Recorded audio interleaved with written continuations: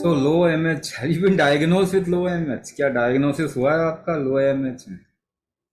अच्छा, मैं इसको एक अलग तरीके से आपको समझाने की कोशिश करता हूँ। ये एक्चुअली हमारी परंपराओं में हमको सिखाया जाता है, मगर कहीं ना कहीं हम मिस कर जाते हैं, क्योंकि हमारा एजुकेशन सिस्टम हमको स्लेव बनाने की ट्रेनिंग देता है। हमारी परंपरा में मुझे याद है, मेरी माता जी और मेरी दादी बोला करती थी कि बेटे कुछ भी काम करो मन लगा के करो। अब ये बात आई गई में चली जाती थी, मगर आज मैं इसका मतलब जानता हूं। अगर आप एक भोजन करते हैं और आपको उस भोजन को खाने का, लेने का मन नहीं है, तो आपको मालूम है वो आपकी बॉडी को सूट नहीं करता। हालांकि आपके डाइजेशन में कोई प्रॉब्लम नहीं है, आपको भूख नहीं लगी और आपको वो स्वाद खाने का मन नहीं है, फिर भी वो खा रहे हैं, तो आपके शरीर को लगता नहीं है। हाँ, ये आप लोग भी जानते हैं कि नहीं जानते, ये बताइए। ऐसा नहीं है कि आपका डाइजेशन वीक है, ऐसा नहीं है आपका हार्मोनल इम्बैलेंस है, बट सब कुछ ठीक होने के बाद भी if your body if your body is saying I don't want this, ये मुझे नहीं चाहिए, मुझे इसमें रुचि नहीं है, तो वो आपकी बॉडी को सूट नहीं करेगा। This is happening with everybody and somewhere we are missing that part. आज हम भोजन तो बहुत अच्छा कर रहे हैं, याद है आपको दादी नानी कैसा भोजन करती थी? आपसे तो अच्छा नहीं था शायद।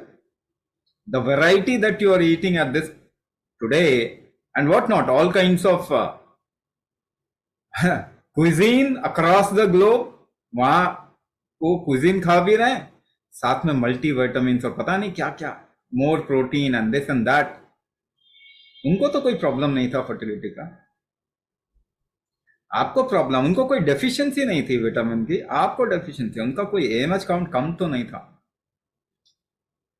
या था भी तो कोई पता नहीं, क्योंकि एएमएच काउंट से अगर सोचते हो कि फर्टिलिटी एएमएच काउंट का ही एक रिजल्ट है, तो मुझे बताइए, हमारे यहाँ तो एएमएच काउंट बढ़ जाता है, पहली बात, दुनिया का इकलौता प्रोग्राम है। दूसरी बात, एएमएच काउंट कम होने पे भी कंसीव हो जाता है। सो कंसेप्शन जो है क्यों होता है, इसका एलोपैथी को कुछ मालूम नहीं। अगर उनके ट्रीटमेंट के बाद में भी हो रहा है तो ट्रीटमेंट की वजह से नहीं हो रहा, वो आपके शरीर की वजह से ही हो रहा है। कहीं जाने अनजाने आपका शरीर किसी सपोर्ट में आ गया और उसने कंसीव कर लिया, और नाम किसका आ गया? नाम किसी और का आ गया।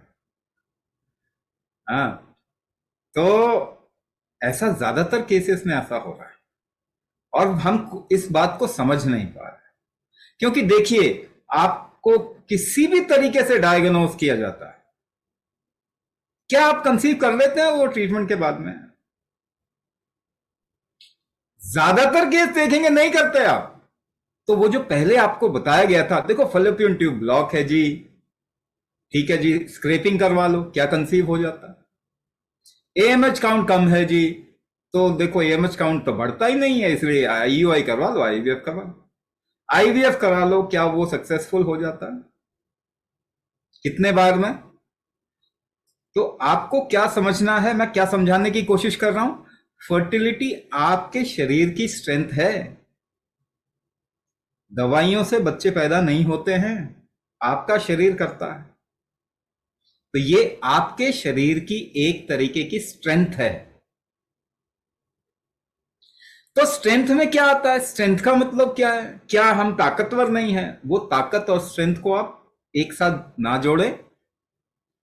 एक चीज जो मैं आपको बता रहा हूं, क्या आप जो भोजन खाते हैं उसको कितना इस्तेमाल कर पाते हैं, इसको कहते हैं मेटाबॉलिक स्ट्रेंथ। या इसको अगर फर्टिलिटी के टर्म्स में मैं बात करूं तो इसका डेफिनेशन है श्लेष्म संतर्पण। एलोपैथी में तो फर्टिलिटी का कोई डेफिनेशन ही नहीं है। बाकी तो छोड़िए, फर्टिलिटी छोड़िए ना, उनको ये मालूम है डायबिटीज क्यों होती है, ब्लड प्रेशर क्यों होता है, थायराइड क्यों होता है, पीसीओडी क्यों होता है, एएमएच काउंट कम क्यों होता है, स्पर्म मोटिलिटी खराब क्यों हो रही है, मॉर्फोलॉजी ठीक क्यों नहीं है, मोर्टालिटी ज्यादा क्यों है, रीजन मालूम नहीं है। अच्छा, आपको नहीं समझ में आ रहा, आपको लगता है अरे ये तो बड़े एडवांस लोग हैं, तो अंग्रेजी बोलते हैं, अंग्रेजी बोलने वाले तो समझदार होते हैं। तो मुझे बताइए 100 साल में एक डायबिटीज केस बताइए जो ठीक हो गया दवाई खाकर। थायराइड बताओ, 3 जनरेशन पीछे जाओ, आपकी दादी नानी को और या उनके पीछे थायराइड था किसी को? आपको क्यों?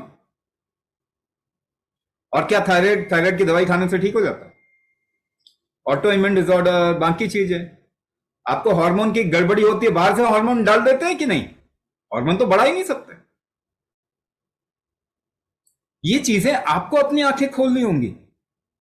फर्टिलिटी के बारे में कितने समझदार हो गए, तो फर्टिलिटी दुनिया में डाउन हो गई कि अप हो गई, बता दीजिए। आपकी दादी नानी को कितने बच्चे थे, और आपको क्या परेशानी, कितनी परेशानी आ रही है आज के टाइम पे? तो फर्टिलिटी डाउन चली गई, तो ऐसा भी ज्ञान क्या जो किसी चीज को ठीक ही नहीं कर सके? आखिरकार तो आईयूआई आईवीएफ ना, आखिरकार तो वहीं भेजा जाएगा आपको, और उसमें भी गारंटी तो कोई नहीं, क्योंकि आईवीएफ से बच्चे नहीं होते, ये आपको समझना है।